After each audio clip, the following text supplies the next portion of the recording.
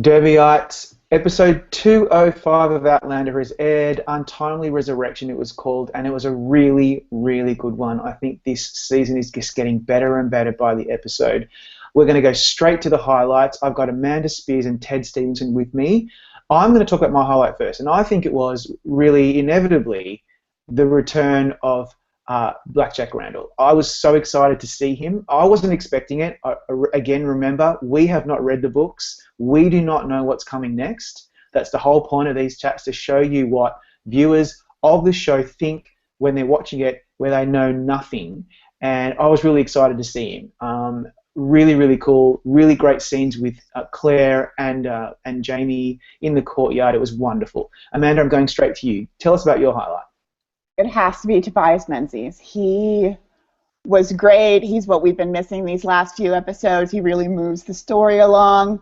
Just seeing him walk across that garden got me excited, and I really wish the duel was going to happen. I really kind of was looking forward to it. I felt bad that Claire kind of talked him out of it, but that to me, that final like 15, 20 minutes really was great. What about you, Ted? I really love loyal characters in shows.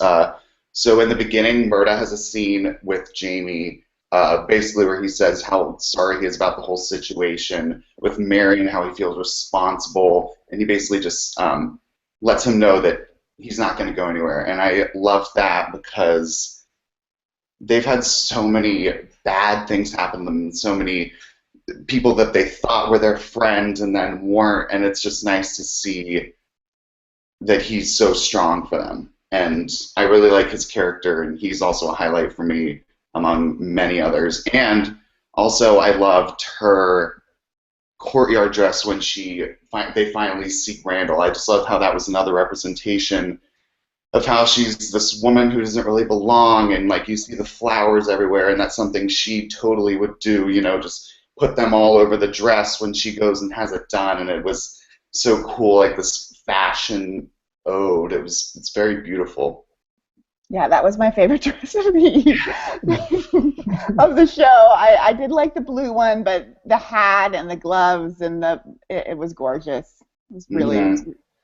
You know, as a watcher of the show, it is one of the highlights of the show. Just visually, it's such a beautiful show to watch, and I was very, very impressed by the whole scene in the courtyard, the way it was lit and shot, and the production values of it just really impressed me, and the costumes really shone. And whether you like it or not, people, one of the major things about Outlander is its costumes and sets. It really is just so lavish and so beautifully put together, and I totally agree. Katrina Balfe, she is a stunner, and she looked absolutely amazing. So that was another highlight too. I totally agree with that. But let's go back to Tobias Menzies, because seriously, how damn good is he? I have been missing him since episode 1. You know, obviously he's playing the more recent incarnation of his character. But going back to Jack Black Randall and playing him in that French attire, so different to what we're kind of used to. I just felt he looked amazing, and I was just so taken aback with the way that they were all interacting. I was even wondering what's Jamie going to do, and Jamie really he held himself really well, I think. But it's giving us, like, we're now expecting fireworks to come, so it's laying the groundwork, don't you think? Yeah. And it was really pleasing to at least get to see him get brought to his knees and just see him take a little bit of it, because, God, is he awful. Yeah, I just, even before he said a word, just watching him walk across that beautiful, beautiful garden, I was like, he's back! It's about to hit the fan! When she first sees him, I love the way they paced that whole encounter. Like, time almost like stopped, like it slows down. And I thought the way they paid attention to that really shows that they understand the relationship and the tension of what's going on. Yeah, and I think they're trying to like give us a wink to what is supposed to happen in the books. Now, as I said before, I don't really know what happens in the books, but I do know that the way that that scene in particular was written was quite different. She's supposed to run into him in a hallway later on in the story, where she thinks that he's a descendant, I guess you want to call it, or ancestor, or however you want to really put it. It kind of confuses me. And she lets out her usual swear catchphrase, which I'm not going to repeat now.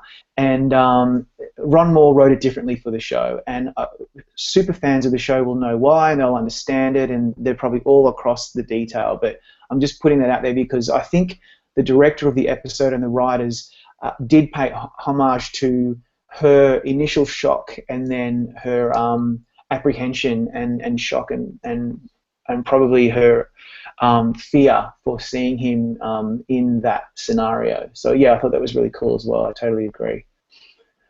So what else? I think also in the courtyard and in the garden, I love King Louis. I just think that's a great character. He's kind of, they're playing on that French monarch, that French monarch stereotype a little, but I really do enjoy him and the way that he's being portrayed as well. Yeah, it was just a great couple of minutes that they strung together with that, and then the scene with Sam and Katrina afterwards, where she's asking for him not to do this now, even though I kind of really would love to see the duel. I was very excited at the thought of that, just to see, would they choose pistols, would they... I'm not pro-violence, but I was pro the thought of it. Yeah. I know. I guess I would love to see them duel it out there in France, but then I guess in the back of your head, we need to get their storyline maybe back to Scotland. Where should it actually end? I don't know, but we'll find out. Yeah, exactly. So, the scene with Jamie and Claire, where Claire is telling him, "Give me a year. Please don't go and do this now. It's not the right time. You're going to affect history in such a significant and profound way. Obviously, it could have been so melodramatic, and it could have actually really come across corny and fake, but it really wasn't. It really worked, and again, it's because of the performance of the Sam and Katrina. I just think they're smashing it out of the park. The last few episodes have been so impressive for them too. If only the Emmys had slots for 10, 15 actors, because let's be real, it's going to be a really rough time for any of the Outlander actors to make it into the Emmy categories. And Amanda, you've made that point in the comments of their last episode that we posted on Gold Derby. Why don't you talk to that? Because let's be honest, it's not going to be easy for the actors to get Emmy nominations. Yeah, it's a shame, but it's so crowded these days, and it's a show where you really love it, but its best chances, unfortunately, are in the technical categories. I mean, Tobias Menzies really is the one, I think, out of the three, if I had to pick one, and I give him just the slightest edge over Katrina.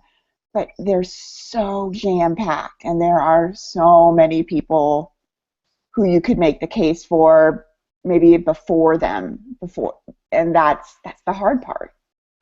It's not really them. It's just there's just so much competition.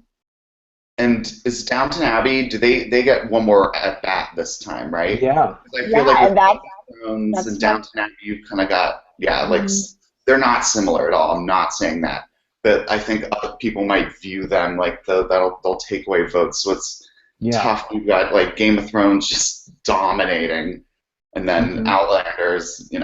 And that's what's standing in their way for costumes this year is probably Downton Abbey more than Game of Thrones, because it's their last year, and if there's any sentiment towards that show, it could go there. Yeah. It could go to the sets again, and that's unfortunate. But that's the way it is. That's the way it rolls. And the same goes for the music. Bear McCreary's score for Outlander is always so impressive, but shows like Downton Abbey, Game of Thrones, and there's a few other new shows out there at the moment, especially period dramas like Underground on WGN.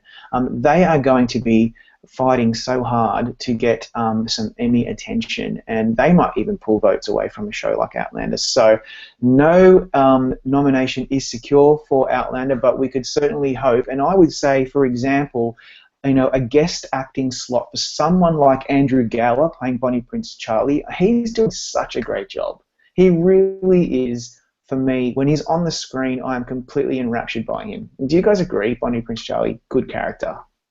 Yeah, I love him. He's always he's just the delusion. He sells you that he believes this is, and that's hard when you kind of know it's not going to work out, and to pretend that it is. Yeah, and that actor's done such a great job of crafting a character that you don't love, and I think it's not always easy to do that, but a character that you that kind of is like icky to you, but that you kind of care about, like you feel bad about his situation, like, and that he's the third guy or the other guy, Yeah. And I loved him in that last episode too, just like him seething and boiling.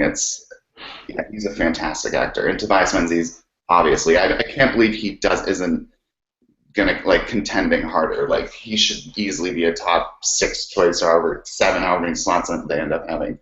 Yeah, and that's testament. He was able to get a Golden Globe nomination, and that category at the Golden Globes is so difficult to break into because it's a mishmash of limited series and movies and dramas and comedies. He wasn't even in the prediction center. No, he wasn't even in that prediction center, but yet the Hollywood Foreign Press, a much tinier group of voters, still managed to get reserve a slot for him, and so perhaps any voters might throw a bone to Outlander in that category for him.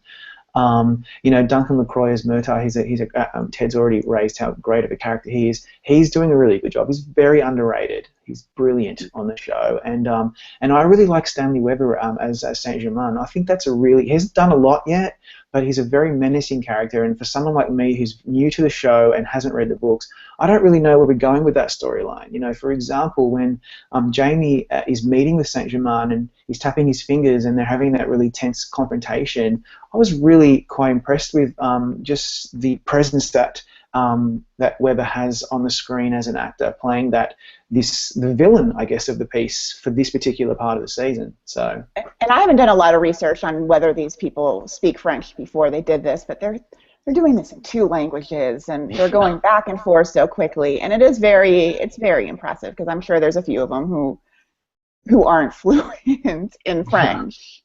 That's and right. They're just going back and forth, and it is very impressive. And I will give the Hollywood Foreign Press credit where credit is due, because they did nominate Tobias Menzies, and they didn't.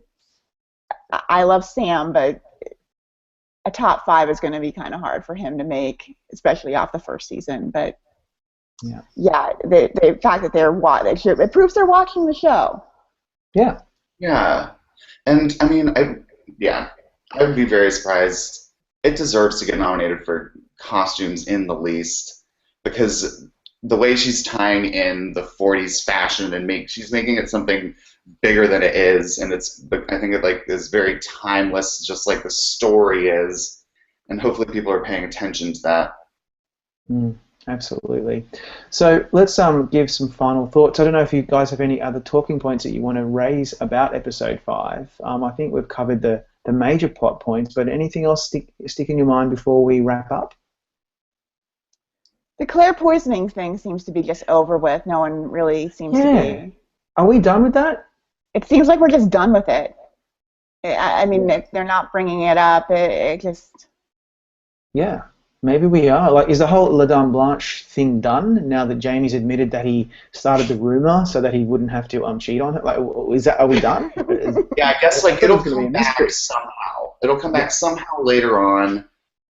Yeah. Yeah, I think it has some significance to something later. Okay. Well, my final thought is I loved episode 5. It was probably my favorite to date. And a lot of people are saying, oh, let's move on from Paris, let's go back to the Highlands. I'm really enjoying being in Paris. I'm really loving it visually. So I'm happy to stay here for a while yet. I'm very interested now, after I've done a bit more reading, especially about the books, I'm interested why they made episode 1 the way they did with her with the transition then, because I know in the books it you get a lot of just that first, her going back, and it's there for a while apparently, and so yeah, I'm interested to see why they did that, because like I said, I think we're still dealing with, can she change the Battle of Culloden or not, and yeah, we still don't know. I wonder how long it'll take us to get there in the show. Maybe not till like season 4. I don't know. But yeah, I think this was the best episode I've seen in a while. Or this season is my favorite one, but besides for the first one, probably. It really speaks to the power of Tobias Menzies that we can just get excited watching him walk across a courtyard. Yeah. It really, really was amazing, and all props for the last 15, 20 minutes of this, because it was really just dealing with a lot of the aftermath, and it was the best episode of the season so far, and I think a lot of it has to do with that last 15, 20 minutes, and it was just really great. I wish for the duel, but it's probably not going to happen. For a while now. The promise has been made, so it's not going to happen for a while. All right, guys, thank you for your time. We will reconvene next week for more Outlander. In the meantime, everybody, please stick with Gold Derby. There's plenty of stuff for you guys to read and watch and criticize and enjoy. We'll see you next week.